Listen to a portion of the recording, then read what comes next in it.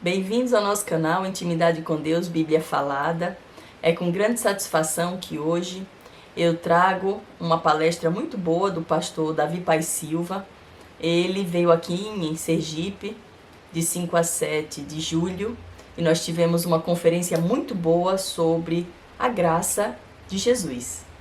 Então, para você que ainda não entendeu o que significa o sacrifício de Jesus por nós, esse vai ser um estudo muito aprofundado, usando o livro de Efésios, capítulo 2. Sem mais delongas, bora para o vídeo.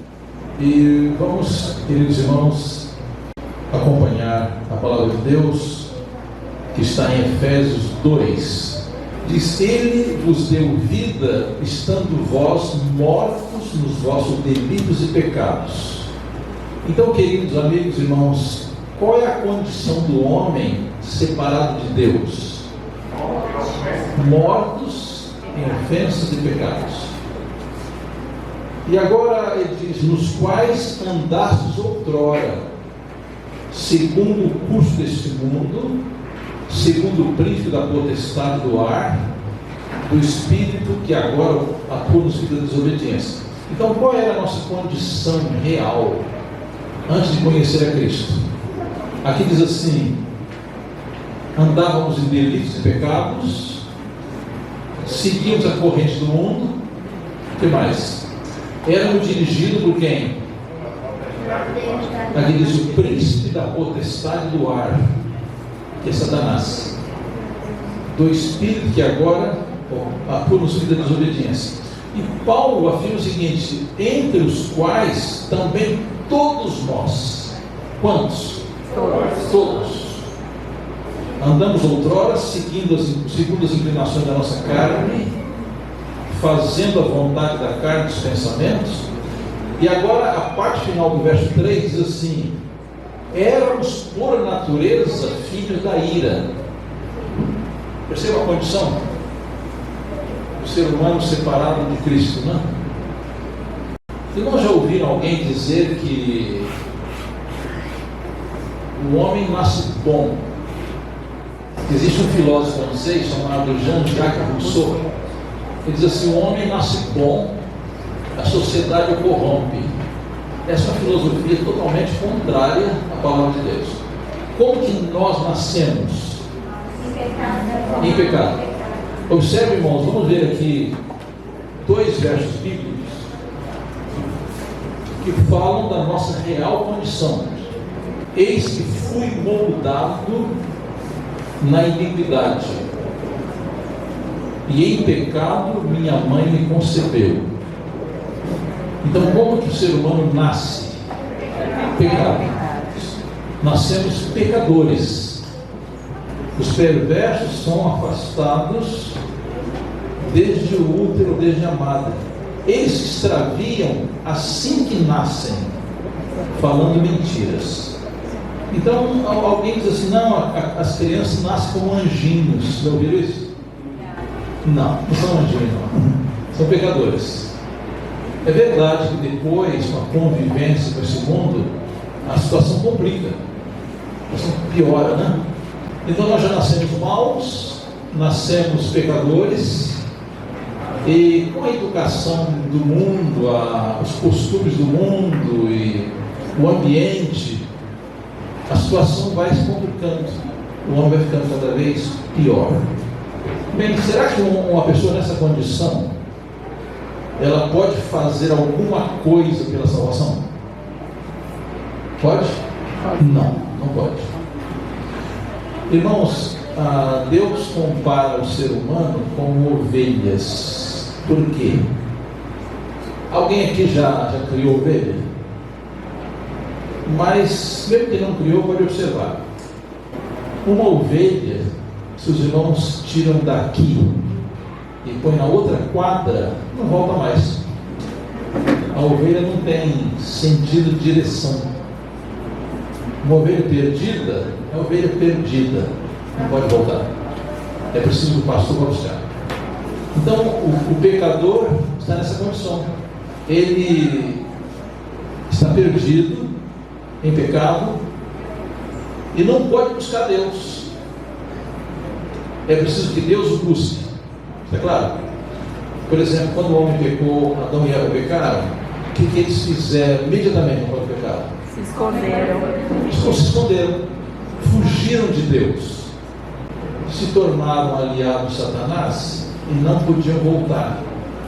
É por isso que Deus veio buscar o homem. Adão, onde estás? Deus veio buscar o homem porque o homem não podia voltar. Está claro? Então, irmãos, essa é a condição do ser humano naturalmente. Bem, vamos continuar. Verso 4 diz assim: mas Deus, sendo rico em misericórdia. Vamos gravar bem essas palavras aqui. Deus, sendo rico em misericórdia, por causa do grande amor que nos amou, ele diz assim: estando nós mortos em delitos e pecados, nos deu vida juntamente com Cristo. Pela graça sois salvos. Aqui fala, as duas palavras-chave são misericórdia e graça. O que é misericórdia? Misericórdia, vamos ler aqui em Lamentações 3. Observe, diz assim: é pelas misericórdias do Senhor que não somos consumidos, porque as suas compaixões não falham.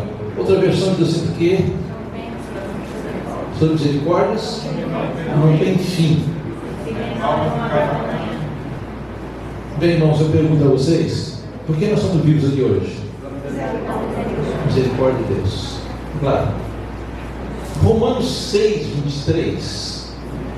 A primeira parte diz assim: o salário do pecado é a morte. Então, estamos vivos aqui hoje pela misericórdia. Vamos gravar bem, irmãos, a definição de misericórdia. O que é misericórdia? A misericórdia é o ato de Deus em não nos dar o que nós merecemos. É claro? Porque, como pecador, o que eu mereço? A morte eterna. Agora vamos definir graça. O que é graça? Pela graça, Ele nos dá o que não merecemos, que é a vida eterna. É claro? Então, são duas faces da mesma moeda. Então, misericórdia é o ato de Deus não nos dar o que merecemos, e graça é o ato de Deus em nos dar o que não merecemos. É claro? Irmãos, eu diria o seguinte: graça é tudo que recebemos de Deus sem merecer.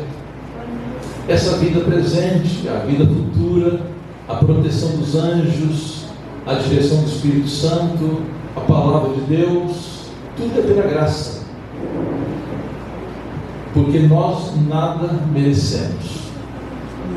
Verso 6 diz assim: juntamente com Ele nos ressuscitou e nos fez assentar nos lugares celestiais em Cristo Jesus. Irmãos, isso aqui vai dar um pouco de tempo. Os irmãos estão planejando jantar depois, pode esquecer, porque temos muito que aprender aqui, né? Então, irmão, note bem: juntamente com Ele. Vamos gravar bem essa expressão: juntamente com Ele.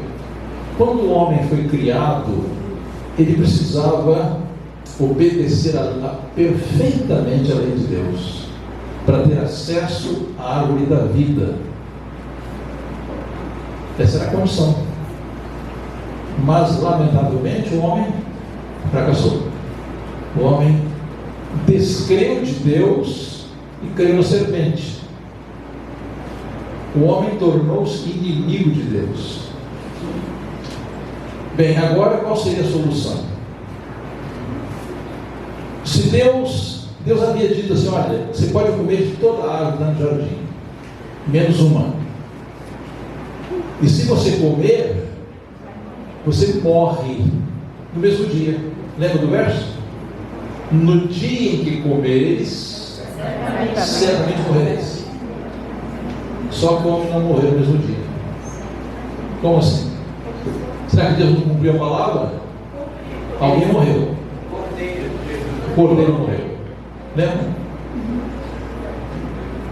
Apocalipse 13:8 diz que Jesus é o cordeiro morto desde a fundação do mundo. Então, irmãos, no plano da salvação, há duas palavras-chave que se chamam substituição e transferência.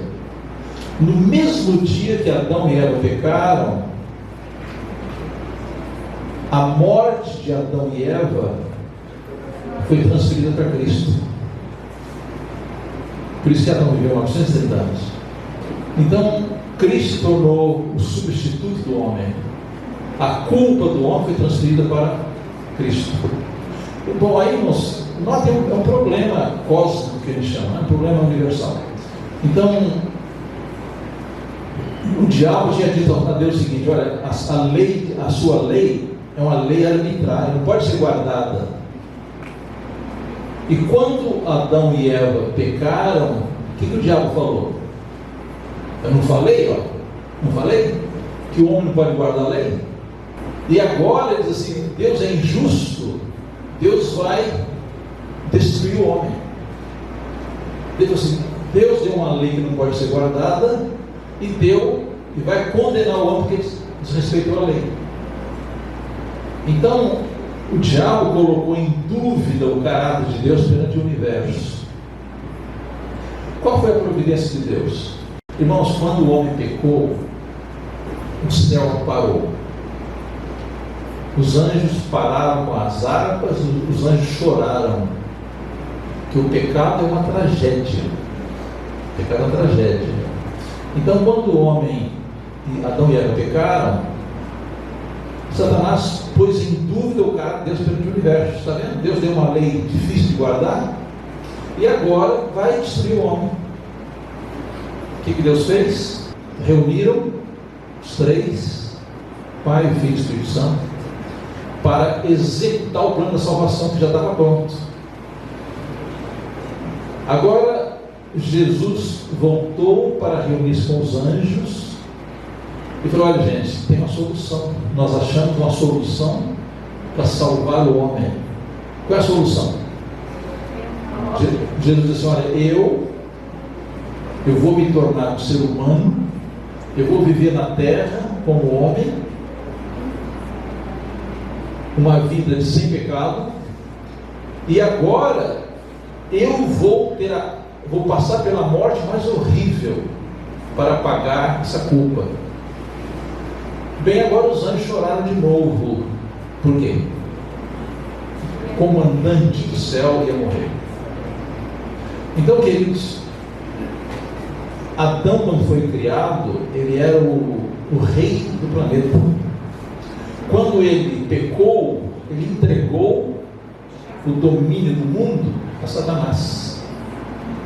Agora Jesus devia fazer o quê? Agora Jesus passou a ser o representante do homem. Jesus agora precisava fazer duas coisas para salvar o homem. Vocês se lembram qual era a condição que eu falei no começo? Condição do homem ter vida eterna. Primeira, Jesus obedeceu a lei de Deus como homem de maneira perfeita. Cumpriu a primeira condição. Só que agora tinha a segunda. O homem, ao pecar, ele contraiu uma dívida com a lei eterna de Deus. Irmãos, quando Jesus apresentou aos anjos esse plano, os anjos choraram e falaram assim: olha, Jesus, vamos fazer o seguinte: nós, anjos, nos oferecemos para morrer pelo homem. O que Jesus falou? Impossível. A vida de uma criatura, a vida de um ser criado, não paga a dívida de uma lei eterna. Só um ser eterno pode pagar a dívida de uma lei eterna. Vamos estar compreendendo meu raciocínio? Só a vida de um ser eterno podia pagar a dívida de uma lei eterna. Então Jesus viveu 33 anos sem pecado e morreu no Calvário por nós. Ele cumpriu as duas condições. Irmãos, ele pagou os pecados de todo mundo. Não tente você pagar os pecados. Às vezes cometemos alguns erros, a pessoa assim, você está pagando o que fez, né? Já ouviram isso? Homem não paga pecado, nenhum ser humano paga pecado. Nossos pecados foram pagos por Cristo no Calvário. É claro? Então, nós vemos, quando Cristo nasceu, ele nasceu como nosso representante. Quando Cristo viveu uma vida de 33 anos sem pecado, ele viveu como nosso representante. Quando ele morreu no Calvário, ele morreu como nosso representante. Quando ressuscitou, é nosso representante. Quando ele subiu ao céu, subiu como nosso representante. Se não tiver alguma dificuldade, anotem aí, que amanhã nós vamos continuar. Então, irmãos, note bem, aqui o apóstolo Paulo diz assim, verso 5: estando nós mortos em nossos delitos, nos deu vida juntamente com Cristo. Pela graça sois salvos. Ele, juntamente com Ele, nos ressuscitou. Ele nos fez assentar nos lugares celestiais em Cristo Jesus. Quer dizer isso? A pessoa que crê em Jesus, onde ela está pela fé? Onde Jesus está. Está claro? Porque ele é nosso representante. Vamos imaginar que alguém comete um crime qualquer, ele contrata um bom advogado. O que ele tem de fazer com esse advogado para ele ser bem sucedido na defesa? Ele tem de contar tudo para o advogado. E o advogado representa o réu no tribunal, perante o juiz. Jesus é nosso advogado. Ele nos representa perante o Pai. Então ele é nosso representante. Por isso que Paulo diz assim, no verso 6, juntamente com Ele, nos fez sentar nos lugares celestiais em Cristo Jesus. Cristo é o nosso representante no tribunal. Está claro? Vamos avançar.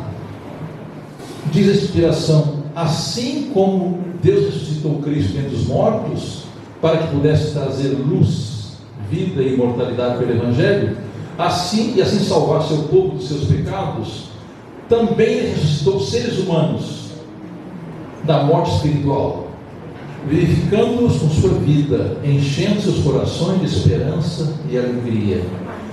Irmãos, eu gostaria de ir bem devagar para vocês assimilarem. Então, como Deus ressuscitou Jesus da morte física, Ele ressuscita da nossa morte espiritual. Então, quando a pessoa aceita Cristo como seu Salvador pessoal, ela é ressuscitada para uma nova vida. Está claro? Percebe que no começo do capítulo diz assim: qual é a nossa condição sem Cristo? Mortos em ofensas e pecados. E agora, com Cristo, somos ressuscitados para uma nova vida.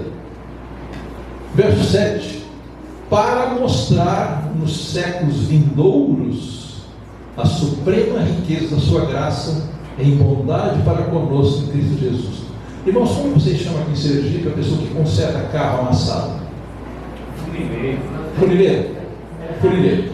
Irmãos, um bom funileiro, ele pega um carro todo detonado, né? E ele transforma aquele carro como se fosse novo. E depois ele se orgulha e fala assim: gente, olha, eu peguei esse carro aqui todo detonado, olha como está agora.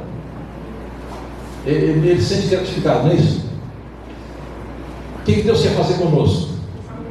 Irmãos, Ele pega cada um de nós aqui, gente feia, nós somos gente feia, não somos? Tem alguém que pensa que é bonito? Eu digo assim, aqui nesse mundo tem gente mais feia e menos feia. E o problema é o seguinte: não é só fisicamente não, é feio moralmente, espiritualmente, socialmente. É claro? E o que Deus faz conosco agora? Ele pega esse Davi feio daqui feio, moralmente, espiritualmente, socialmente, fisicamente, e faz uma transformação. E sabe o que Deus vai fazer? Ele vai mostrar para o universo o que ele fez.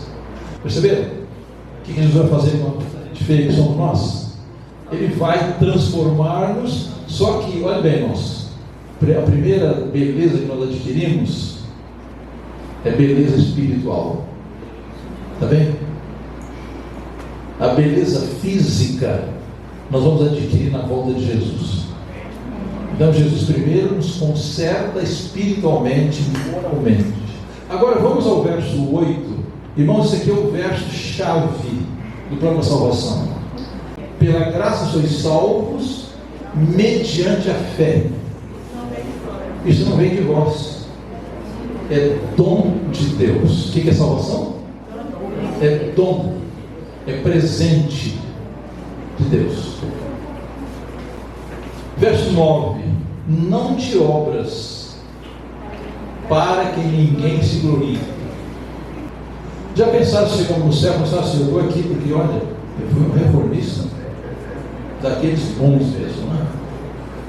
Eu fui muito fiel, pontual. Eu não fui como os demais, né?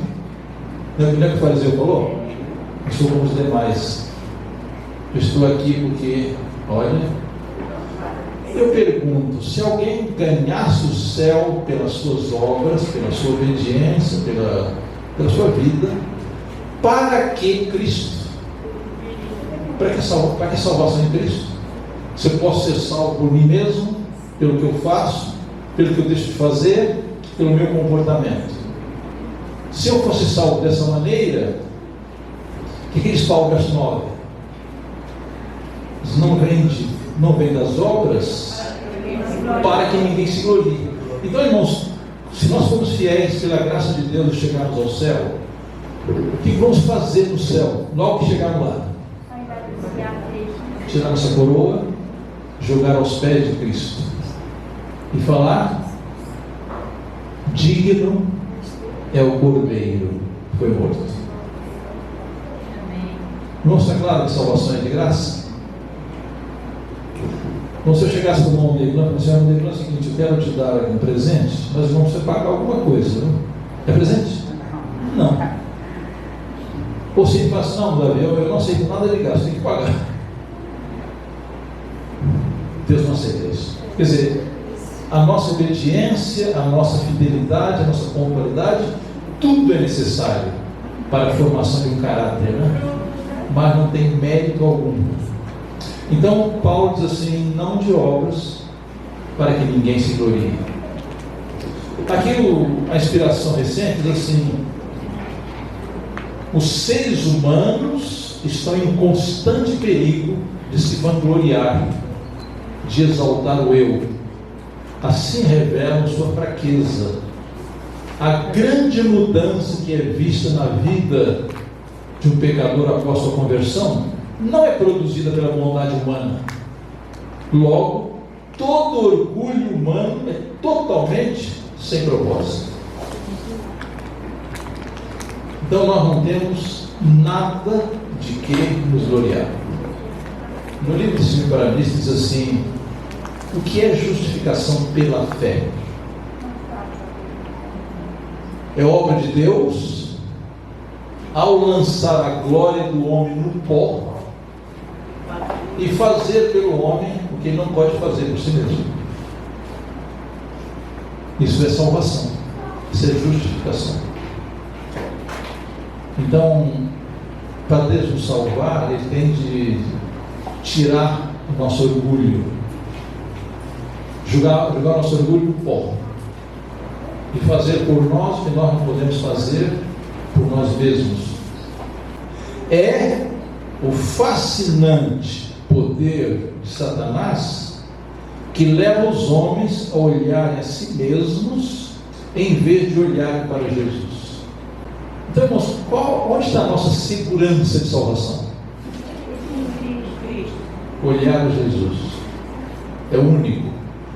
Pedro diz assim: é o único nome dado entre os homens pelo qual devemos ser salvos. É o único nome. Há um texto do livro Desejado que diz assim: a salvação pelas obras é uma doutrina pagã inventada por Satanás. A justiça de Cristo deve ir à nossa frente para que a glória do Senhor seja a nossa retaguarda. Então, queridos, a nossa salvação depende de confiarmos inteiramente em Cristo e desconfiar totalmente de nós mesmos. Isso é justificação pela fé. Quer dizer, eu tiro os olhos de mim mesmo, eu olho para Jesus. Agora eu pergunto, como olhar para Jesus se ele está aqui fisicamente? Pela fé, estudando a sua palavra e obedecendo, fazendo a vontade de Deus. Agora vamos adiante. Verso 10 diz assim: somos feitura dele, criados em Cristo Jesus para boas obras. Irmãos, Satanás ele bagunça a verdade. Notaram que Paulo diz assim: somos salvos pela graça, por meio da fé. Isso não vem de vós, é dom de Deus, não vem de obras para que ninguém se glorie.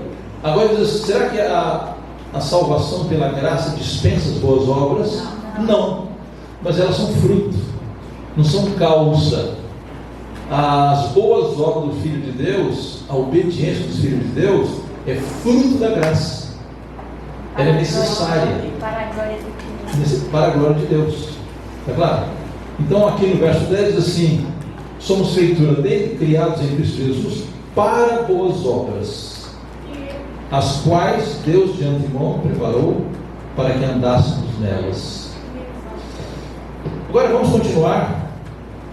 Irmãos, aqui o apóstolo Paulo vai resumir agora o que nós éramos no passado e o que nos tornamos agora ao aceitar a Cristo. Naquele tempo, verso 12: estáveis como? Sem Cristo, separados da comunidade de Israel, estranhos às alianças da promessa, não tendo esperança e sem Deus no mundo. Então aqui diz assim o apóstolo Paulo: naquele tempo como é que estávamos? Verso 12. Olha a sequência: sem Cristo, separado da comunidade de Israel, separado da família de Deus, não? Estranhos às alianças da promessa, não tendo esperança e sem Deus no mundo. Agora, em Cristo Jesus, vós que antes estavais longe, fostes aproximados pelo sangue de Cristo. Ele é a nossa paz, o qual de ambos fez um, tendo derribado a parede de separação que estava no meio, a inimizade, aboliu na sua carne a lei dos mandamentos na forma de ordenanças, para que dos dois criasse em si mesmo um novo homem, fazendo a paz, e reconciliasse ambos em um só corpo com Deus, por intermédio da cruz. Irmãos, observaram que a cruz tem duas hastes, né? A cruz tem uma haste vertical e outra horizontal. Quando o homem aceita Cristo, ele está em paz com Deus e em paz com os outros. Irmãos, o cristão, ele pode ter muitos inimigos, mas ele não é inimigo de ninguém. Está claro? O Evangelho reconcilia o homem com Deus e com os seus semelhantes. Então aqui por meio da cruz alcançamos a reconciliação. Agora, irmãos, quero terminar com o verso 19 a 22. Irmãos, eu acho muito bonita essa expressão do apóstolo Paulo, que diz assim: assim já não sois estrangeiros e peregrinos, mas concidadãos dos santos, sois da família de Deus, edificados sobre o fundamento dos apóstolos e profetas, sendo ele mesmo Jesus a pedra angular, no qual todo edifício bem ajustado cresce para santuário dedicado ao Senhor, no qual também vós juntamente estáis sendo edificados para a habitação de Deus do Espírito. Amém. Queridos irmãos, nós temos tudo na graça de Cristo para sermos totalmente salvos, totalmente felizes. E mais ainda, bonitos, não? Nós podemos ser bonitos em Cristo, não? Beleza de caráter, beleza moral, beleza espiritual, beleza social. Queridos irmãos, quero concluir com essas palavras do apóstolo Paulo: pela graça sois salvos por meio da fé. Isso não vem de vós, é dom de Deus, não vem de obras, para não escolher. Só que somos criados para boas obras em Cristo Jesus. Amém. Irmãos, quero perguntar: quantos querem ter essa experiência profunda com Cristo? Amém. Bom, se você ficou até aqui, você deve ter entendido que aceitar Jesus não significa somente levantar a mão e dizer eu creio em Jesus. Não é isso. Aceitar Jesus como nosso Senhor e Salvador significa entender o Evangelho de Jesus, que é a vontade dele para a nossa vida, crucificar o nosso eu, negar o nosso eu, levar a nossa cruz e segui-lo. É obedecer aquilo que ele acredita ser o melhor para nós. Muitas vezes a gente não quer fazer uma determinada coisa, mas por amor a Jesus a gente faz. E à medida em que nós vamos nos submetendo à vontade de Jesus, ele vai nos transformando. Até o próximo vídeo. Tchau!